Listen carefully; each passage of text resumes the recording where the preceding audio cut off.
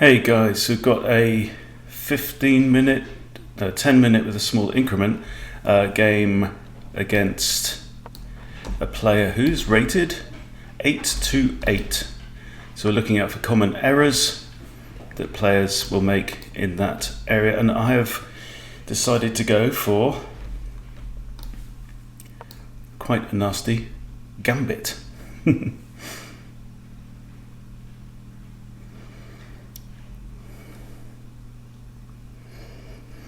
So this is called the England Gambit. So it starts with d4 by white and you play e5, letting them take it, and then you attack this pawn. Okay, so what we were hoping for was this knight to come out as a second defender of the pawn. Now we've got a situation where we've got two attackers and only one defender of the pawn, so I can now go ahead and capture. Because we've got overwhelm against the attacked piece. So he should have played this one, but then he would have got himself into a whole load of trouble. So now if bishop takes knight, I've got queen takes. Whoa, okay. This is interesting. So now there are two attackers and only one defender against the knight. So the knight may need to move. One obvious option is knight to c6, they're attacking the queen. I could defend the knight with one of these pawns. I don't really want to move the f pawn. I could move the d pawn, but then that then blocks in my dark squared bishop. So if I move my knight to here, actually this pawn is then undefended. The bishop can capture that pawn, but the queen is under attack, so I think that's all right. This is an undefended piece. Anything else undefended on my side? No, that isn't. Also got to be aware that my king and queen are in line. So right now his queen is under attack and it's by a knight, so you can't interpose a piece. White can't capture the attacker. What can white do? He's going to have to move the queen away. Unless there's a better counterattack. I don't think there is. He hasn't got a check. He can counterattack my queen. But now if I take the queen, he takes my queen, I can then capture on c2 with a fork on the king and the rook. Or I could simply just recapture the knight. He can actually capture there now as well, I notice, with check, and then he can win my rook, but then I can do the same on his side of the board. But he needs to capture my queen because he's just lost his, so oh dear, that is not a good move. So he's just lost his queen. So I'm thinking now queen c5 threatens mate on c2, and I don't think there's a...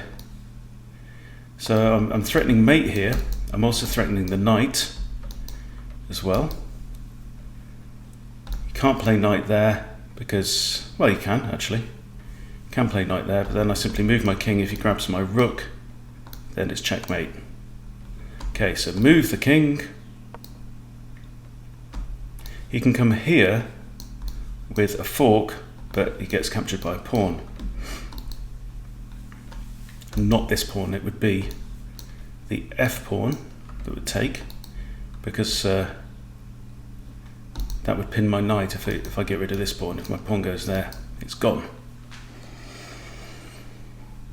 So common errors that we've seen already, simply counting attackers and defenders. Very typical. So he needs to be primarily conscious about this checkmate threat here. He could capture with a rook. Okay, that's a move. So now let's evaluate this situation.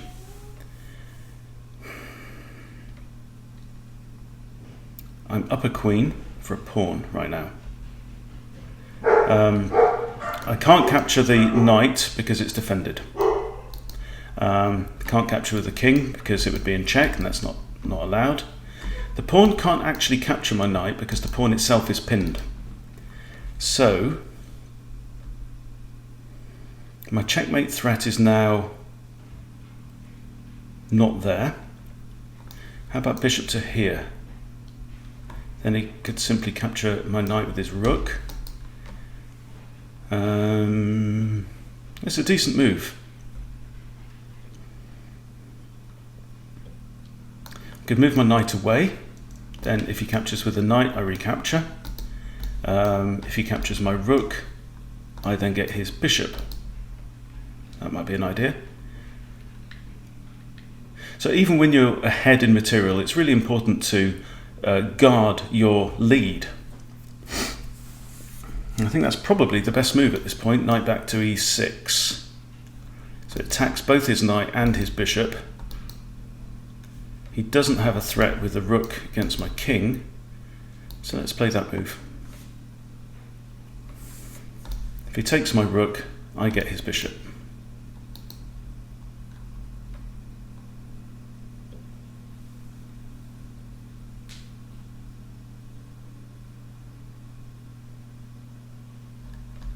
If he takes my knight, I recapture with the f pawn.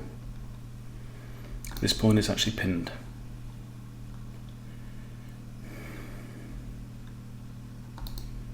Let's see what he's going to do. Okay, so he's taken the knight. I'm going to grab the bishop.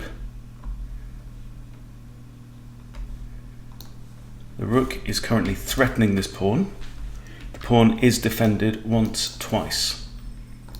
The knight is in a bit of trouble because it can't go to either of these two squares.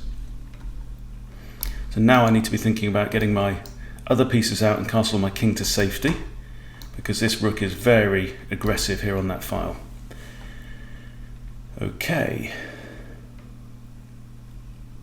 Do have maybe ideas to drop my queen back to c6, attacking this rook in the corner, now that that pawn's moved. But I don't need to sacrifice my knight in order to do that.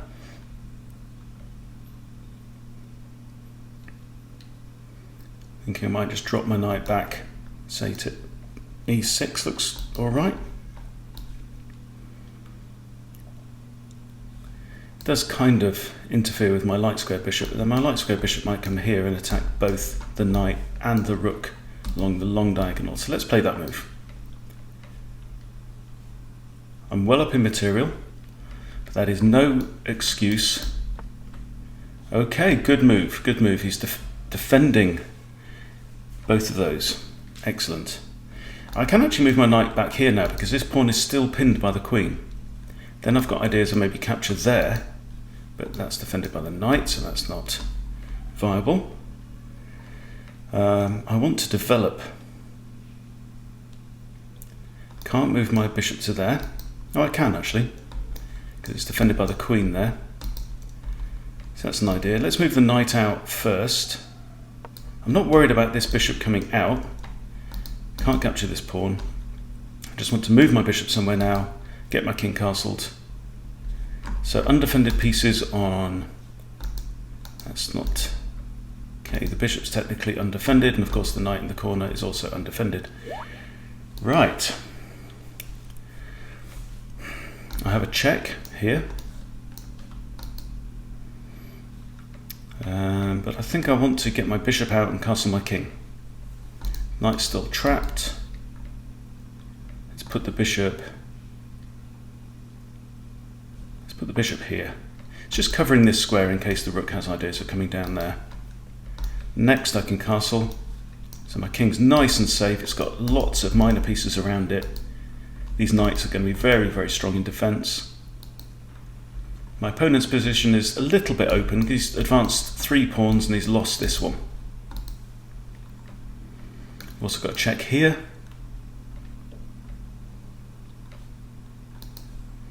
Let's highlight the undefended pieces again. That's it. So when you do the highlights like this, it helps you to spot things like forks, maybe pins, double attacks. So this pawn is definitely a target. This knight here is going to struggle to get into the game because the pawns are in the way. Also this rook by the same token. Alright. I think castles is the appropriate move now. Oh no, I've moved my king. When did I move my king? Right, of course it's on its own colour. The queen starts on her own colour. Okay, so that's not defended, and that. So I can't castle. Ah! All right. So how about d5 now? Occupy the centre a bit. It's protected by queen and knight. It might get in the way now of this bishop, which is on quite a nice diagonal.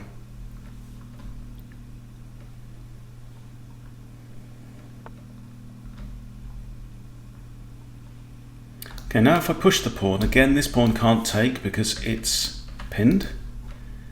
So I can push the pawn. If rook takes, I've got knight takes. Pawn can't recapture because it's still pinned. And now I'm threatening to, no, I'm not threatening to capture, I need to move my king out of the way first.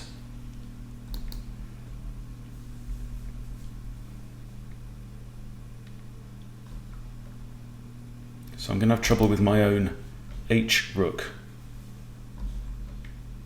So maybe I should have moved my bishop actually to here if I'd realised and remembered that I'd actually already moved my king so it can't castle. Moving the bishop there would have allowed my king to go to e7 and then my rook can come across a lot more easily. Right, so this is a decent idea. So the bishop's now attacking my knight. My knight is the defender of this pawn right now. The queen's not really a defender because the pawn could capture. So he's thinking if bishop takes knight, then if I recapture, say, with the bishop, then he's got rook takes pawn, and that's okay. But I'm well up in material, so losing a pawn at this point might not be a bad thing for me. Another alternative is just to dodge the king out of the way, breaking the pin on this pawn. Let's do that. I'm not concerned about this move because I've got knight takes or queen takes. Might now move the pawn up, get my king in there to bring my rook across.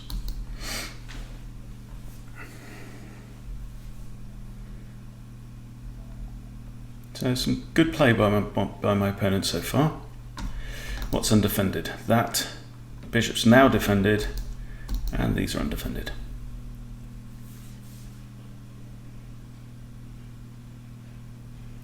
So my other threat, of course, is now I can take the pawn. If pawn recaptures, queen captures with check.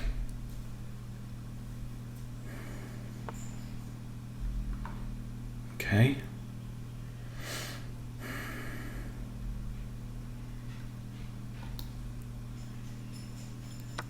I think I can take now.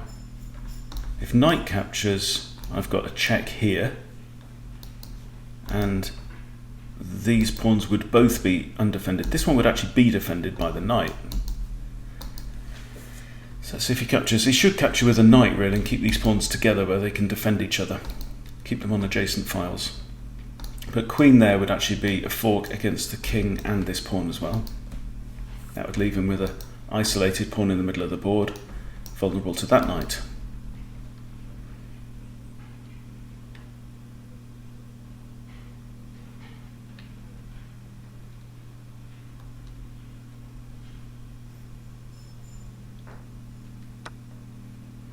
Okay, so we've got bishop takes knight.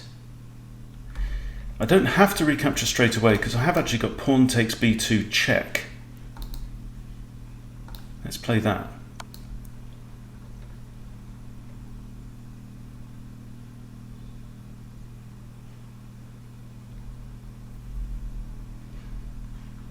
So the king's got two options. It can capture the pawn or it can move. Okay, so we've got captures the pawn. Again, I don't have to recapture immediately. It'd be great if I can get the king onto a light square like that one, or I can capture and it comes with check as well. So I could, for example, play queen there, check. No, queen there, check. Excuse me. So if I put my queen here, the king can't go there, or there, or there. Or there, because of my bishop guarding that one.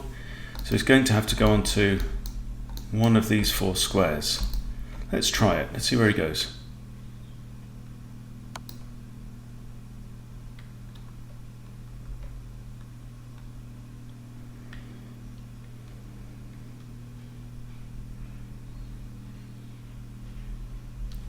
can see the benefit here of having the bishop on there. So now my king can actually freely move down here if it wants to, without worrying about a back rank mate. Okay, that's an interesting move. I can't check here because of the knight. The knight's actually pinned itself. Can I just grab the bishop now? I can, because the knight's pinned, so the knight can't recapture, and the rook is not a threat because the knight's pinned. So the knight's blocking the rook.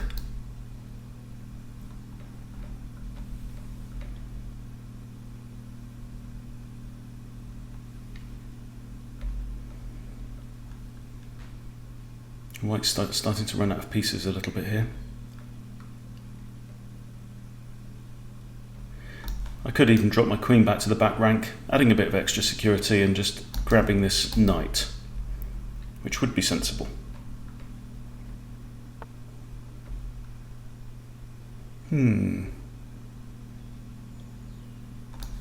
Got bishop there attacking the rook. Is he thinking about doubling up his rooks on here and then move the knight and then drop a rook to the back rank? It doesn't really help him. I mean, this square is currently defended twice. Maybe attacking the pinned piece is a good idea now. So if I attack, he doubles up rooks, I capture, rook captures. I think I'm alright. Let's do this. If you identify a piece of your opponent's that's pinned, ask yourself if you can pin it, if you can attack it again. If you can attack it with the pawn, very often you'll win the piece.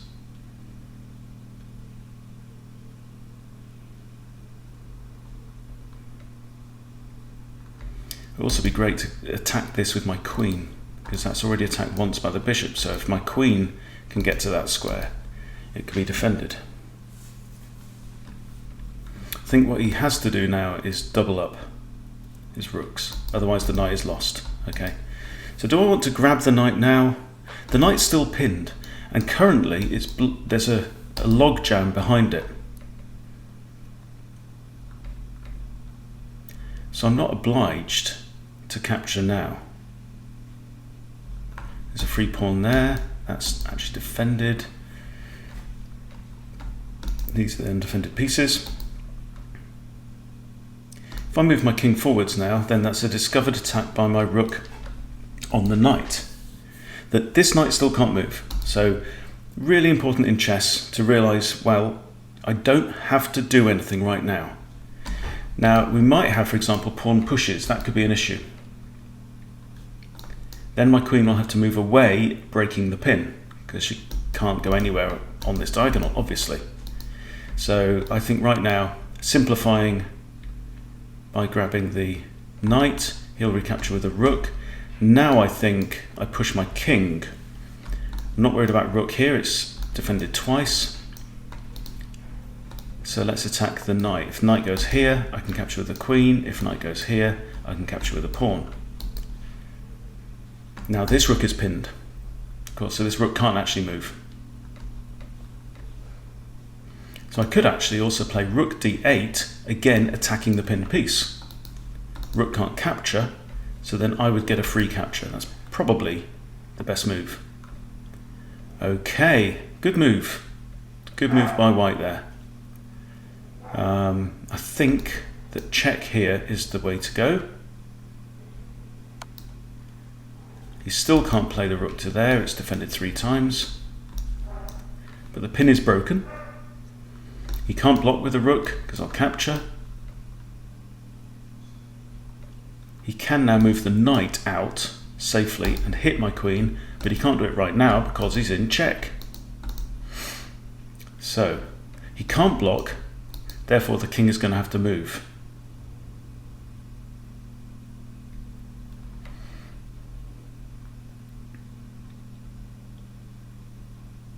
Got to watch my time, 1 minute 51.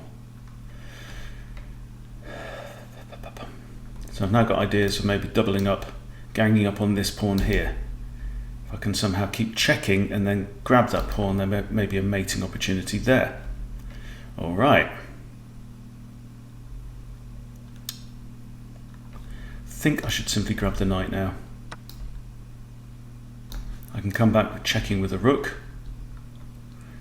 Got a strong material advantage. There's no check because it's guarded 3 times still. If I check with the rook, the king's going to have to go to one of these squares, and it can't go there, so that's actually the king's only square. Okay, let's check with the rook. This is a counter-attack. You've got to always bear in mind, whenever you've got a piece that's under attack, a beginner will say, oh no, my bishop's under attack by the pawn, I must move my bishop. But it ain't necessarily so, because there are always so many other options. Interpose a piece to break the attacking line. You can capture the attacker, you can run away, you can pin the attacking piece, for example. Okay, so I've got rook here, check, and the king will have to escape to there or interpose with a rook, but then we exchange rooks, and that's not going to be great. My bishop's still under attack, so either I move my bishop or let's see, I've also got like knight here. If knight there, the king will probably come towards the knight and try and attack it, and there's no really good defense. Okay, let's go in with this check here.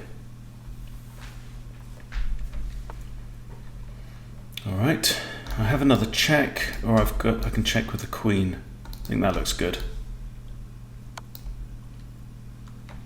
So the king's got 1, 2 squares, yeah, there we go. I have another check. Might be checkmate actually. It's checkmate, there you go. Right, so let's go back to the start, quick review, okay? What's my opponent's rating? 8-8. Okay, so he starts at d4, and I surprise him with the England Gambit, captures, knight attacks. Now the most common move here is knight to f3 to defend the pawn. He defends with the bishop, which is normally the next move. I attack anyway with a queen, so again, he should be playing knight here. Now the trick with the England Gambit is then you put your queen on b4, which is horrible because it's attacking the king, that pawn, and the bishop. However, what this means is that we've got 2 attackers and only 1 defender for that piece, so I can grab the piece because he's moved the wrong knight. Now he moves his queen out, I attack the queen, kick the queen. There's a reason why we don't bring the queen out to the board too early. And we have a counter attack. So he's now attacking a piece of equal value to the one that I'm attacking. But when his piece captures, it can be recaptured. Whereas when my piece captures, it can't. So I simply go ahead. And now he neglects to recapture the queen. He really should have done that. So I can now move my queen, pinning a pawn and defending the knight. He plays a decent move, forking the king and the rook, and that's where my king has to move. Now he's kicking the knight simply moves back, knight grabs the rook. So he's grabbed a rook, but he's lost his bishop. Kick, simply retreat. Okay. And now what I'm doing is I'm attacking the pinned piece. So the pawn can't capture there. Bishop comes down to attack the knight, it's not really a threat. I move my king out of line of the rook. And now the pawn falls. And instead of the immediate recapture, here I capture another pawn. This is an in-between move with check. See how long it actually takes me to recapture this bishop. Check. Knight moves in. Now I recapture the bishop. The knight is pinned. Attacking the defender. Adding a second defender. I takes. King moves. Attacks the queen. Check. Grab the knight. Check again. Check again. Check again. Check again. And finally, checkmate. There you go. So, all over fairly quickly. So common mistakes in the 800 to 900 range: count your attackers and defenders. right? If you've got a piece that's over attacked and under defended, add more defenders or move the piece. Pretty simple. And then we've seen a lot of examples of pins in this game as well. Pins is a very powerful tactic, particularly when the piece is pinned against the king. That's an absolute pin, and it means that the piece legally cannot move, which is different to a relative pin, which is where there is a piece of higher value behind the pinned piece, but it's not the king. Okay, and you can move a piece that's in a relative pin, although you're risking losing a high value piece. So there you go. If you're in the 800 to 900 range, there's a few tips, things to look out for. Even if you're higher rated than that, then really getting sharp to notice pins, and always be counting attackers and defenders. And you notice how many times I identified the undefended pieces on the board as well. That should be something that you do very consciously until you do it unconsciously.